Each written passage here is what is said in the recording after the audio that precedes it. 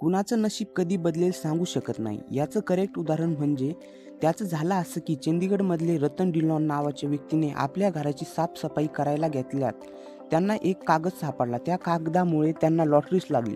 झालं असं की 37 वर्षापूर्वी रतन डिलॉन यांच्या वडिलांनी रिलायन्स इंडस्ट्रीचे किरकोळ शेअर घेऊन ठेवले होते. पूर्वी पहिले ऑनलाईन न घेता कागदपत्रात घेत होते.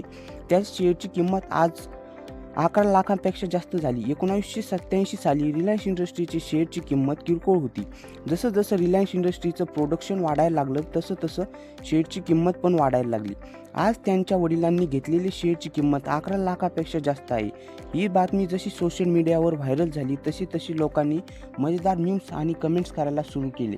ते काही असलं हे एका गोष्टीतून हे समजतं, संयम आणि लाँग टाईम किती महत्त्वाचा आहे दिसून येतं. तुमच्या घरात पण असा कागद सापडतो का बघा.